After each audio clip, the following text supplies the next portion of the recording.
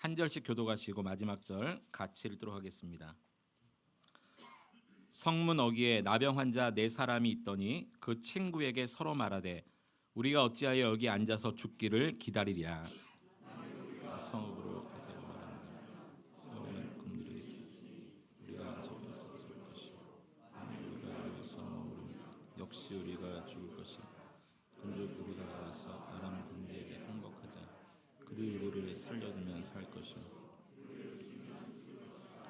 아람 진으로 가려 하여 해질 무렵에 일어나 아람 진영 끝에 이르러서 본즉 그곳에 한 사람도 없으니 큰 군대의 소리를 듣게 하셨으므로 아람 사람이 서로 말하기를 이스라엘 왕이 우리를 치하여 헷 사람의 왕들과 애굽 왕들에게 값을 주고 그들을 우리에게 오게 하였다. 해질 무렵에 일어나서 도망하되 그 장막과 말과 나귀를 버리고 진영을 그대로 두고 목숨을 위하여 도망하였습니다.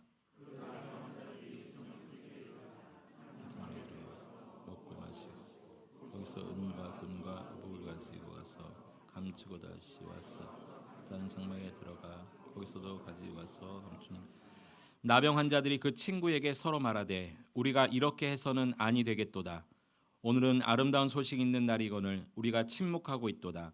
만일 밝은 아침까지 기다리면 벌이 우리에게 미칠지니 이제 떠나 왕궁에 가서 알리자 하고 가서 성읍 문지기를 불러 그들에게 말하여 이르되 우리가 아람 진에 이르러서 보니 거기에 한 사람도 없고 사람의 소리도 없고 오직 말과 나귀만 매어 있고 장막들이 그대로 있더이다 하는지라. 아멘.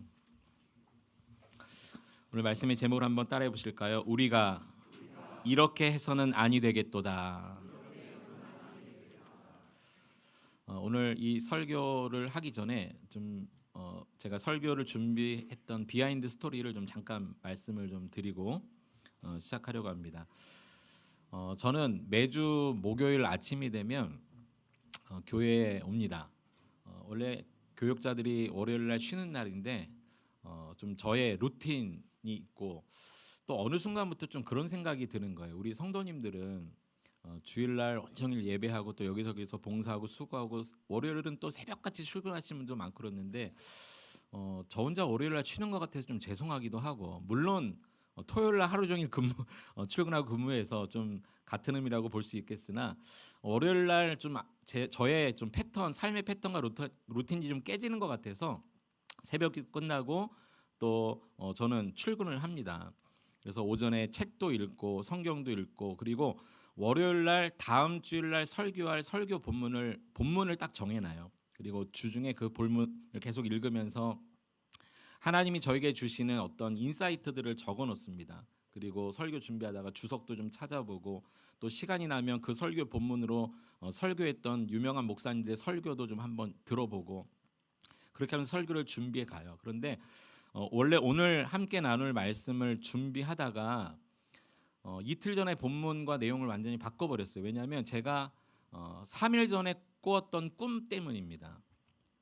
그 꿈 내용을 제가 이번 주 목회 서신에 실어놨는데요. 그것을 좀 잠깐 말씀드리겠습니다. 뭐 지금 읽으실 필요는 없고 제가 설명드릴 테니까. 제가 웬만하면 꿈을 잊어버리는 사람인데 그날은 꿈을 꾸고 나서 너무도 명확하게 꿈이 기억나는 거예요. 다음날 아침에. 제가 꿈에서 군인이었고요. 제가 아마 선임병 정도 되었던 것 같아요. 제가 많은 제 눈앞에 있는 그 후임병들한테 이런저런 또 명령도 내리고 또 지시도 하는데 갑자기 제가 이런 명령을 내렸어요. 뭐해 빨리 설탕 치우지 않고 제가 이런 명령을 내렸어요. 그러니까 설탕을 좀 빨리 치워라. 갑자기 제가 이런 말을 하기 시작하는 거예요. 왜냐하면 그 꿈에서 같이 저희 내무반에 있는 그 군인들과 함께 설탕이 잔뜩 묻은 과자를 먹었는데 이 설탕이 바닥에 엄청 많이 떨어져 있는 거예요. 그런데 아무도 설탕을 안 치우고 내무반을 다 빠져나가는 거예요. 그러니까 제가 선임병으로서 설탕 안 치우고 뭐 하냐고 굉장히 뭐라고 나무랬던 것 같아요. 근데 다 나가버리고 저 혼자 남았는데 어디선가 개미가 한두 마리씩 나오더니 때로 나오더니 갑자기 내무반이 개미떼로 까맣게 가득 채워지는 거예요.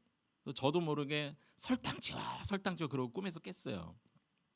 웬만하면 꿈을 좀 잊어버릴 텐데 너무도 그 꿈이 저한테는 생생한 거예요. 그러면서 그 꿈을 통해서 하나님께서 제게 주신 마음이 있었어요. 제가 군인이라는 것은 저는 꿈을 신봉하지 않습니다. 그리고 그대로 될 거라고 믿지도 않지만 그 꿈을 통해 주신 하나님의 마음은 이것이었어요.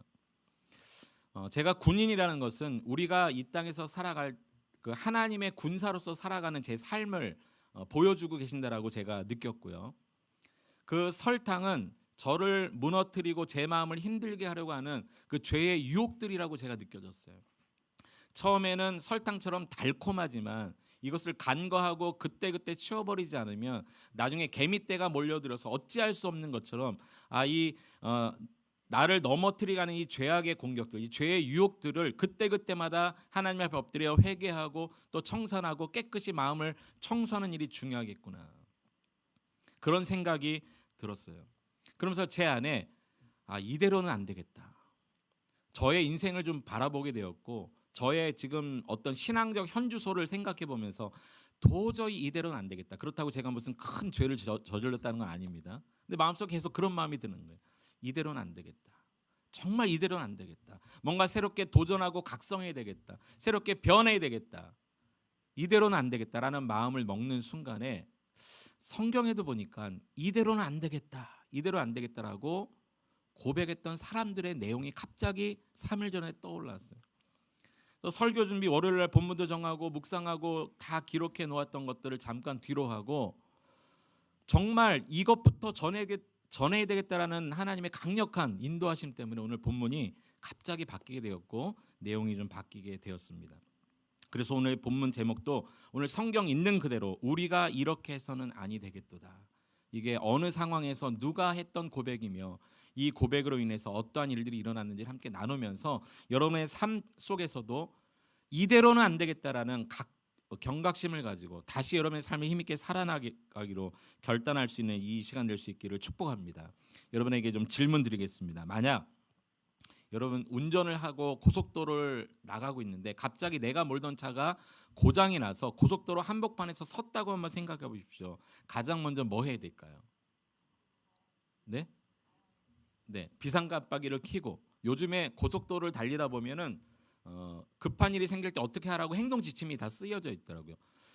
비상깜빡이를 켜고 일단은 그 자리를 피신해야 됩니다. 빨리 갓길로 나가든지 밖으로 나가든지 피신하고 그다음에 신고를 하라고 행동 지침이 쓰여져 있어요. 그리고 뒤에 오는 차에게 그 위험을 알리기 위해서 안전이 보장된 상황이라면 삼각대도 좀 설치하고 또 차에서 멀리 뒤로 떨어져서 막 수신호를 해가지고 어떻게든 앞에 무슨 상황이 발생했음을 알려야 되겠죠. 왜 그래야 됩니까? 그것이 생명과 직결되어 있기 때문에 그래요. 자신의 생명, 내 뒤에 오는 사람들의 생명과 직결되어 있기 때문이죠. 또 질문 드리겠습니다. 여러분 만약에 여러분의 집에 불이 났다. 그것도 자다가 새벽에 불이 났다. 어떻게 해야 될까요? 내가 불을 끌 수 없는 상황이라면 불이야 하고 어떻게든 소리를 치든 깨우든 가족을 깨우고 또 같이 사는 아파트 주민이 있다면 주민들을 깨우고 이웃을 깨우고 그렇게 할 것입니다. 왜 그래야 될까요? 생명과 직결되어 있기 때문에 그래요. 위험을 어떻게든 알려야 된다는 거죠. 우리가 오늘 지금 이 시간에 예배 드리다가 예배 중에 갑자기 불이 났다. 어떻게 해야 될까요?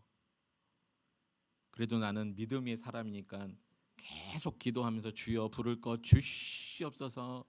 예배 시간에 무슨 소리야 움직이지 말아야지. 이렇게 해야 될까요? 빨리 나가셔야 됩니다. 빨리 나가셔야 됩니다. 가능하면 주변에 소화기가 있으면 꺼주시되 불을 끌 수 없는 상태라면 빨리 탈출하셔야 됩니다. 그게 더 믿음의 사람의 모습입니다. 여러분 예배 중에 무슨 정말 위험한 일이 생길 때는 그렇게 해주셔야 됩니다.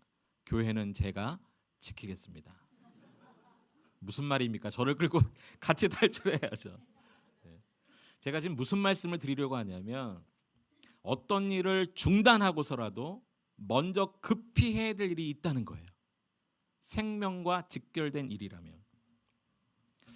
여러분 우리 주변에는 이렇게 모든 것을 뒤로 하고 가장 급선무로 우선적으로 해야 될 일이 있습니다. 위험한 소식이든지 급한 소식이든지 또 반대로 빨리 전해야 될 소식이 하나 있습니다. 바로 기쁨과 즐거움의 소식이죠.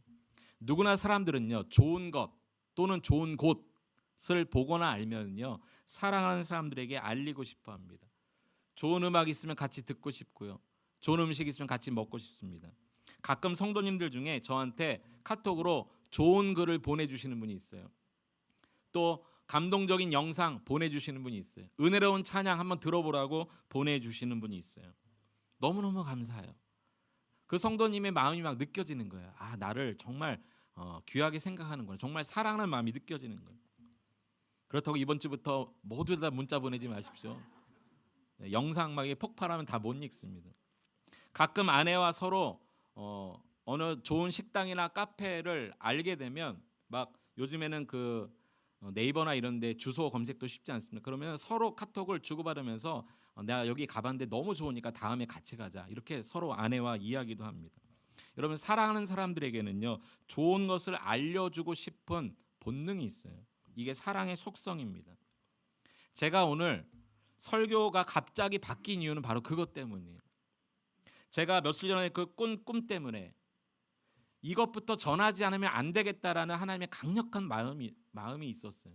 아마 오늘 이 설교를 통해서, 이 설교를 듣고 누군가는 이 설교에 반응해서 자신의 일을 멈추고서라도 이렇게 하지 않으면 안 되겠다라는 그런 마음의 결단이 쓰고, 그 결단을 통해서 또 다른 한 사람이 그 은혜의 자리 가운데 나오는 그런 역사가 일어날지 모르겠습니다. 오늘 특히 저와 여러분들이 무엇보다도 모든 것을 멈추고더라도 가장 기쁘고 즐거운 복된 소식을 전해드릴 것이 있는데, 그것이 바로 예수 그리스도인 줄로 믿으시기 바랍니다. 여러분, 그런데 우리는 그렇게 생각하지 않아요. 고속도로에 차가 멈추면 어떻게 해서든지 생명과 직결된 일이기 때문에 무슨 일을 해서라도 그 자리를 떠나거나 뒷사람에게 알리는 것은 중요하다고 생각하는데, 불이 났을 때 불이야 외치면서 어떻게든 생명과 직결된 일이니까 어떻게든 그 자리를 빠져나가려고 하는 것은 당연하다고 생각하는데, 그런데 우리의 삶을 멈추고 가장 기쁘고 복된 소식인 예수님을 전하는 일은 급하지 않다고 생각합니다. 나중에 해도 된다고 생각하는 거죠. 그러나 여러분, 이 지구촌 구석구석에는 아직도 예수님을 모르는 사람들이 많다는 걸 기억하시기 바랍니다. 지금으로부터 한 3, 40년 전에 실제로 있었던 일입니다. 어느 선교사님이 하나님의 부르심을 받고 이 구령의 열정이 막 불타올라서 아프리카 선교사로 나가기로 헌신했어요. 그래서 아프리카로 나아가는 비행기에 몸을 실었습니다. 그 부푼 꿈을 가지고, 구령의 열정을 가지고 아프리카로 부르신 하나님 앞에 감사하면서 기도하며 찬양하며 비행기에서 가고 있었어요. 옆 사람에게 막 전도하고 싶은 막 불같은 마음이 있어서 옆좌석에 탄 사람에게 복음을 전합니다. 그리고 저 앞에 그 승객들을 돕고 있는 스튜디오스에게 복음을 전하고자 하는 강력한 마음이 있어서 한 스튜디오스에게 물 좀 달라고 부른 다음에 물을 주는 그 스튜디오에게 이렇게 말하는 거예요. Do you know Jesus Christ? 물어봤어요. 승무원이 당황하기 시작하는 거예요. 그러더니 갑자기 어디론가 가더니 다른 승무원에게 무슨 말을 주고받는 거예요. 한참 뒤에 와서 이렇게 이야기합니다. 죄송합니다. 승객 중에 그런 분은 탑승하고 있지 않습니다. 무슨 말입니까? 예수 그리스도에 대해서 한 번도 들어보지 못한 사람이라는 거예요. 불과 3, 40년 전만 해도 그런 사람들이 많았어요. 지금도 그럴 수 있어요. 여러분, 오늘날도 아직 예수님에 대해 들어보지 못한 사람들이 지구촌 곳곳에 많이 있습니다. 여러분, 가까이에도 어쩌면 있을지 몰라요.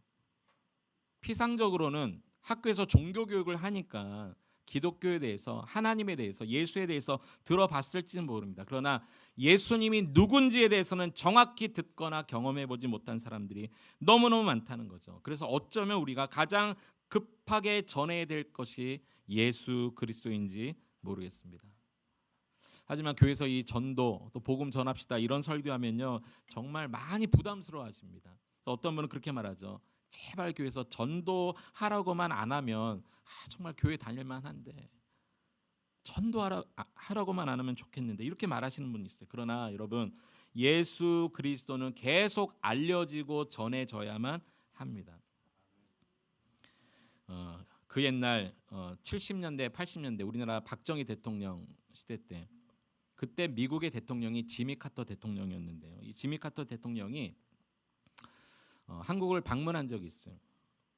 박정희 대통령과 또 면담을 하면서 외교적인 업무도 물론 했지만 놀라운 일화가 하나 있는데, 개인적인 시간에, 남는 시간에 이 지미 카터 대통령 안에는 예수 믿는 대통령으로서 늘 어떤 것보다 가장 중요한 것은 예수님을 전하는 것이라는 것을 알고, 그 미국에서 한국에 와가지고 대통령과 면담하는 그 시간 이외에 개인적인 시간을 할애해서 박정희 대통령에게 복음을 전했다고 합니다. 놀라운 일화죠. 근데 박정희 대통령이 이렇게 얘기했다고 그래요.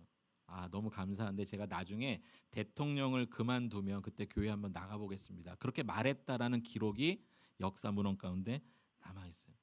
이 지미 카터 대통령은요, 일생 일대의 가장 중요한 일은 자기가 대통령 업무를 하는 것도 아니고 복음을 전하는 것이라고 생각했기 때문에 퇴임 후에도 그가 주일학교 교사로 봉사했다고 합니다.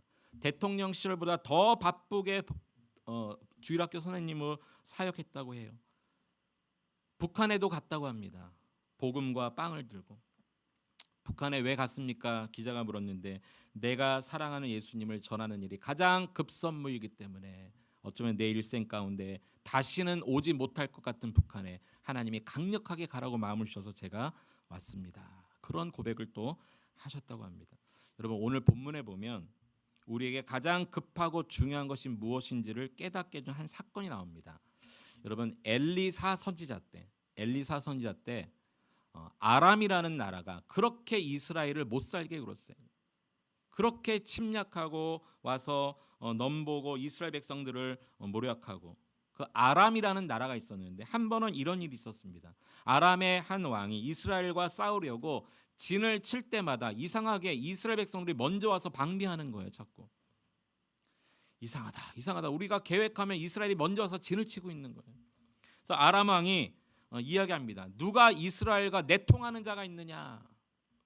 그때 한 신하가 이렇게 이야기하죠. 왕이시여, 이스라엘에는 엘리사라는 제사장이 있는데 하나님이 왕께서 침실에서 말하는 내용까지도 엘리사에게 다 알게 해주십니다. 이스라엘에는 하나님이 사용하는 제사장이 있습니다. 선지자가 있습니다. 그렇게 이야기합니다. 그를 잡으라. 그가 어디에 있는가? 엘리사가 도단이라는 곳에 있는데, 도단이라는 곳에 수많은 병력과 마병을 다 보내서 엘리사를 잡도록 합니다. 그런데 이 도단이라는 곳에 엘리사와 함께 있었던 엘리사의 사환이 멀리서 아람 군대가 오는 것을 보고 큰일 난 거예요. 엘리사 선지자에게 우리가 이제 큰일 났습니다. 이 일을 어찌하면 좋겠습니까? 우리가 죽게 생겼습니다. 그때 엘리사가 그 사환에게 이야기하죠. 두려워 말라. 하나님이 우리와 함께한 자가 저 아람 군대보다 많으니라. 그렇게 이야기합니다. 하나님이 우리와 함께 하신다는 것을 그 사환에게 가르쳐 주는 거예요. 그리고 그렇게 기도하죠. 하나님, 저 사환의 눈을 열어보게 하옵소서. 하나님이 사환의 눈을 여시니까 뭐가 보였냐면요, 불말과 불병거가 자신들을 둘러싸고 있는 게 보이는 거예요. 엘리사의 말처럼 우리와 함께한 자가 저 아람 군대보다 많도다. 그러니까 아람 군대가 들어오고 있는데 그 아람 군대와 자신의 사이를 불말과 불병거가 두르고 있는 거예요. 넘어오지 못하도록. 엘리사가 또 기도합니다. 하나님, 저 아람 군대의 눈을 가려주십시오. 하나님이 아람 군대의 눈을 가려주셨어요. 그리고 아람 군대를 끌고 그 성 안으로 들어옵니다. 눈이 가렸기 때문에 무슨 일이 일어나는지 몰라요. 그리고 다시 기도합니다. 하나님, 저 아람 군대의 눈을 열어보게 하옵소서.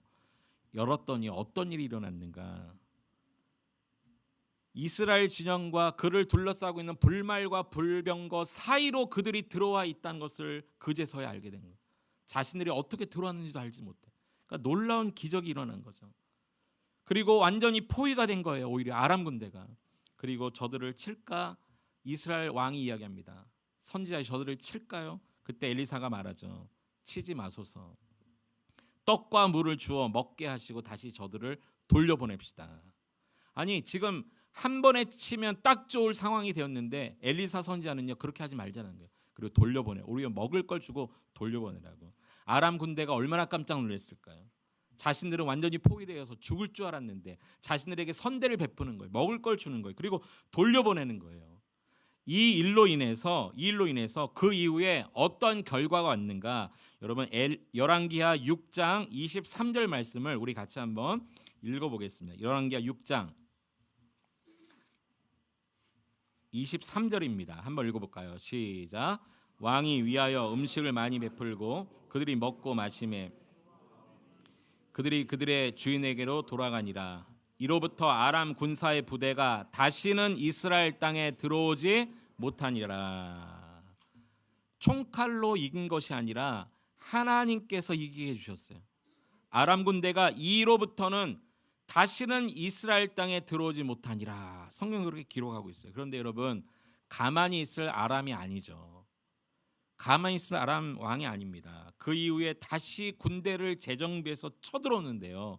바로 다음 절 6장 24절에 보면 이후에 아람 왕 베나다시 그의 온 군대를 모아 올라와서 사마리아를 에워쌌다 그랬어요.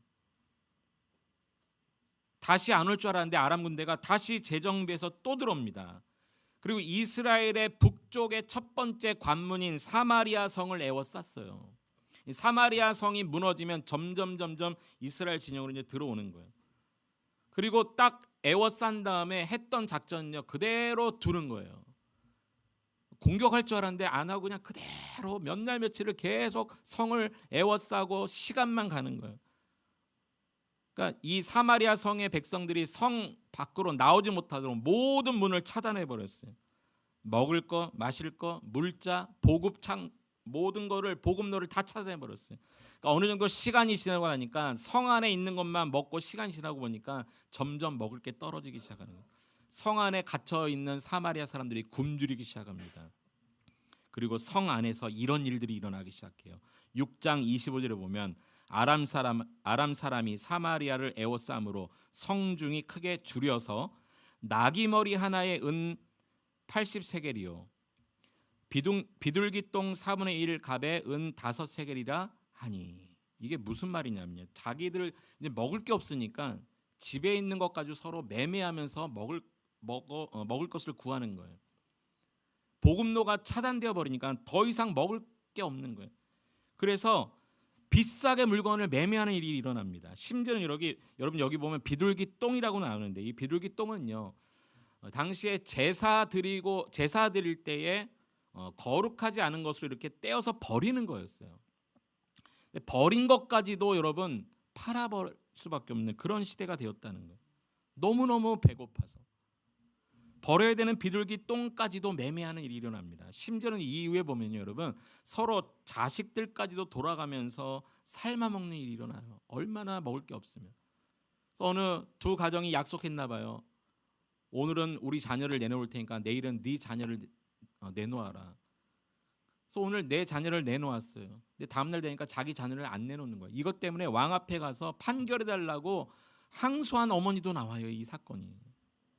그런데 이때 하나님이 엘리사를 통해서 이스라엘 왕에게 이런 이야기합니다. 우리 7장 1절 말씀을 함께 같이 한번 읽어보겠습니다. 7장 1절 읽겠습니다. 시작. 엘리사가 이르되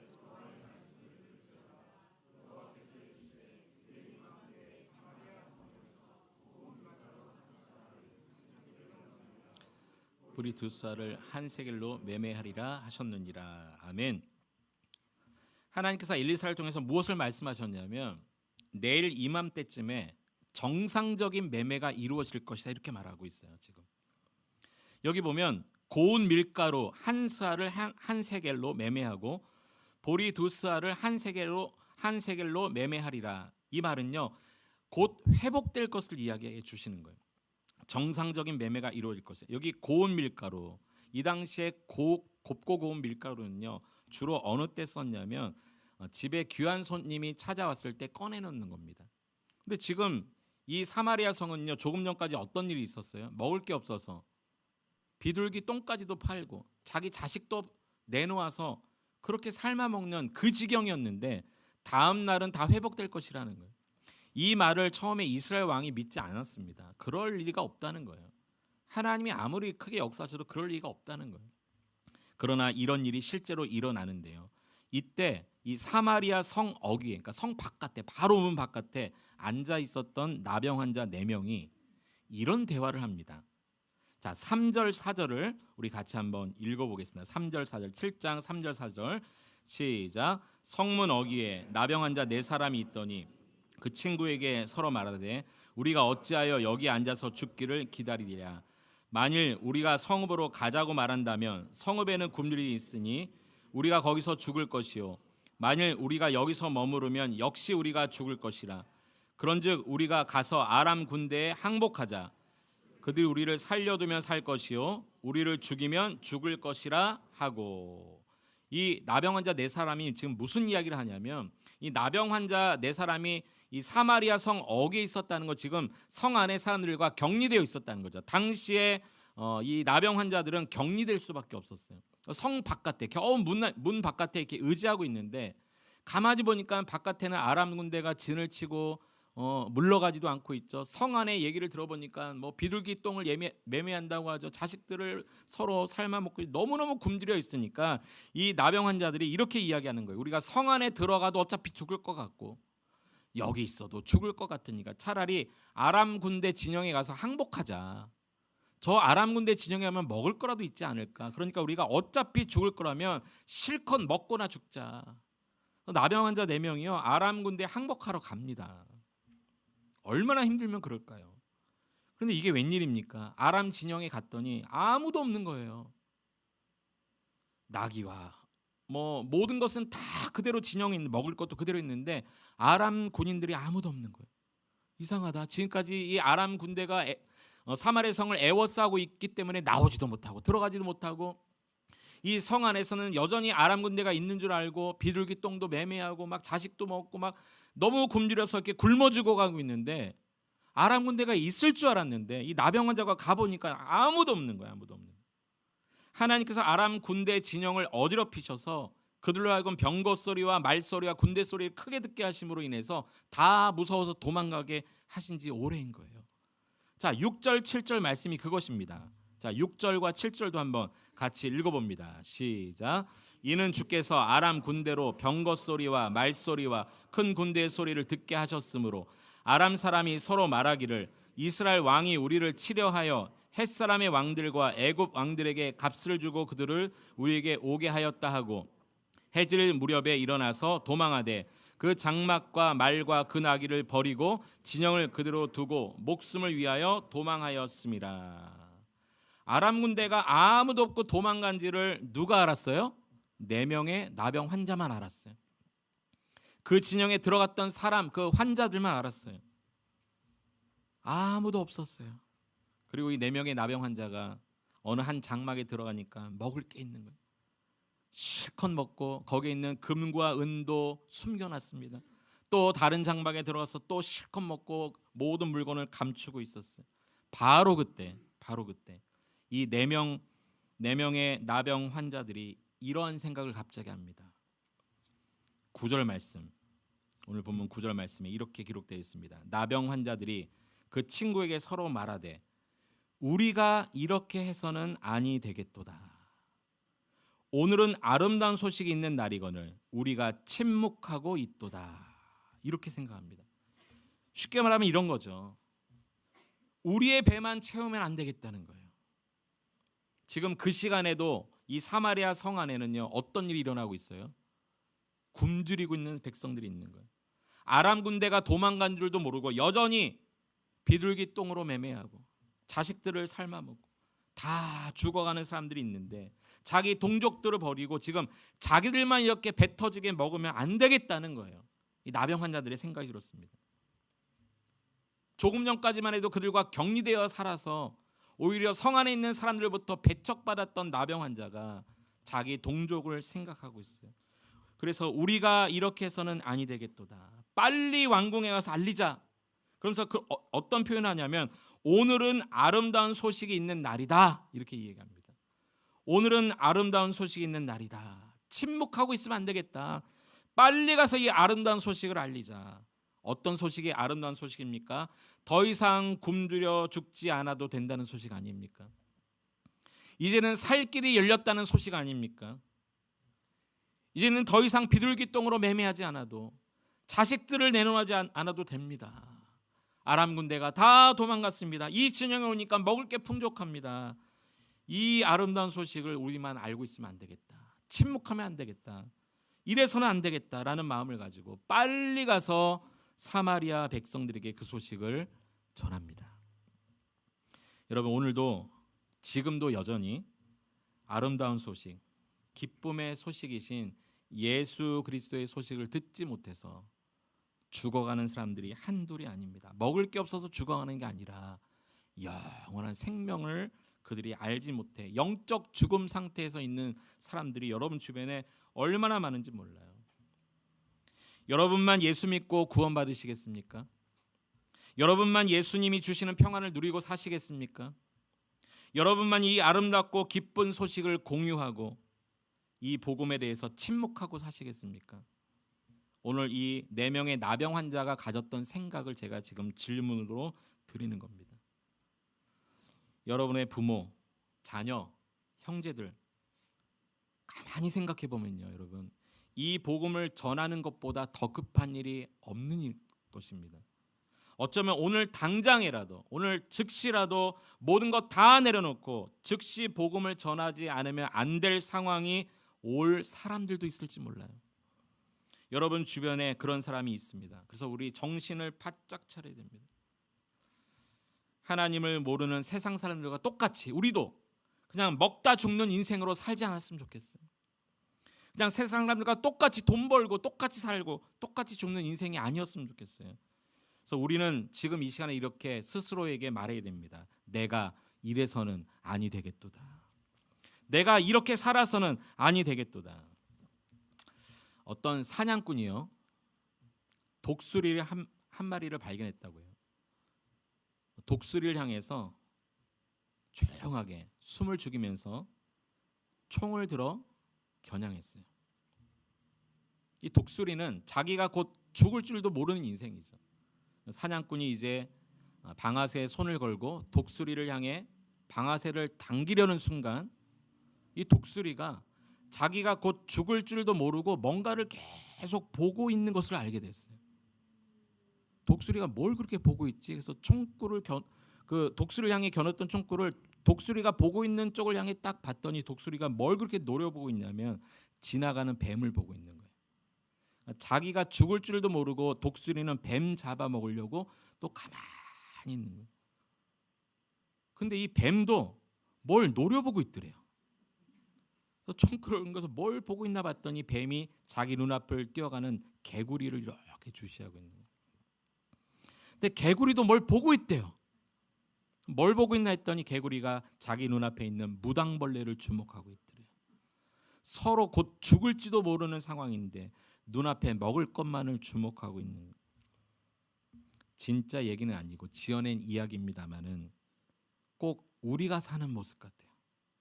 우리가 사는 모습 같아요. 그래서 이 사냥꾼이요, 너무 순간 오싹해가지고 총을 내려놓고 주변을 돌아봤대요. 혹시 나를 노려보고 있는 사람은 없는가? 근데 아무도 없었대요. 그런데 그 순간 뭔가를 깨달았대요. 아, 누군가 나를 보는 사람은 없지만 죽음이 나를 보고 있구나. 언젠간 나도 죽음을 향해 달려갈 수밖에 없구나. 그런데 죽을 줄도 모르는 내 인생, 나는 지금 뭐 하고 있는가? 나는 뭐 하고 있는가? 그것을 깨닫고 정신이 바짝 들었대요. 사랑하는 성도 여러분, 우리도 정신이 바짝 들어야 됩니다. 사람들은 이 육적 죽음에 대해서는 많은 대비를 합니다. 보험도 들고 연금도 들고 노후 준비합니다. 그런데요, 영적 죽음에 대해서는 전혀 대비하지 않고 삽니다. 하나님은 우리를 놀랍게도 육체로만 지으시지 않았어요. 하나님 우리를 육체로만 지으셨다면 여러분 보험 많이 붙고 연금 많이 내고 노후 준비 열심히 하며 그것만 하며 살면 됩니다. 그러나 하나님은 이 세상의 모든 피조물 가운데 하나님의 형상으로 그리고 하나님의 숨과 호흡이 들어간 영적 존재로 우리를 그렇게 만드셨어요. 이것은 우리에게 육적 죽음 이후에 영적 죽음이 기다리고 있다는 증거입니다. 그런데 영적 죽음에 대해서는 여러분 어떻게 준비하고 사시나요? 마치 독수리처럼, 뱀처럼, 개구리처럼 우리는 그저 내 눈앞에 있는 것만을 바라보며 죽음이 내 뒤를 따라오고 있는데, 여러분 그렇게 살고 있는 우리는 아닙니까?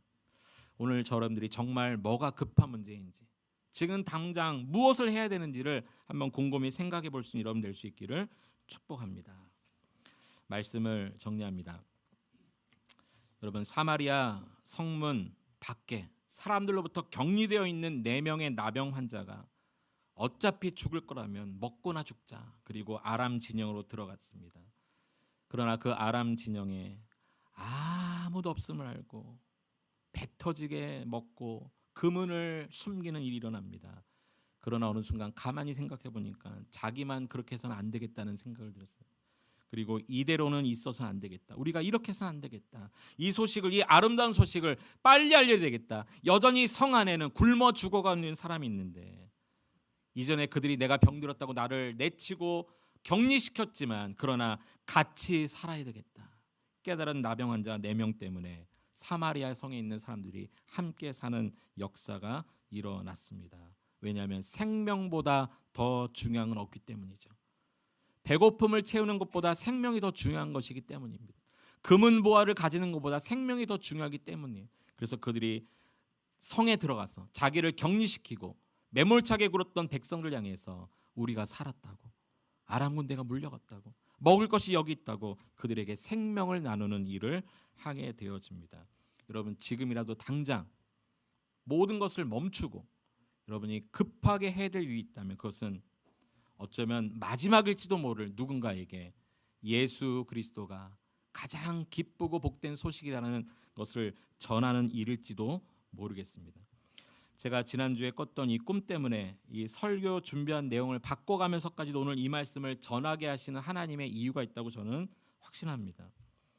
이것보다도 급한 게 없다고 생각했던 제 마음처럼 오늘 이 설교를 듣고 저를 통해서 이 말씀을 듣고 여러분 가운데 한 사람이라도 이것보다 더 급한 것이 없다는 마음을 가지고 결단해서, 그래 나도 이렇게 해서는 안 되겠구나 라는 결단을 갖게 된다면, 그리고 한 분이라도 행동으로 옮긴다면 그것이 오늘 저로 하여금 이 설교를 하게 하신 하나님의 뜻이라고 저는 믿습니다. 성경에 보니까 우리 믿음의 사람들, 성도가 갖춰야 될 하나님의 전신 갑주 가운데 하나, 이것이 있더라고요. 우리 에베소서 6장 15절 말씀을 마지막으로 같이 한번 읽어보겠습니다. 시작.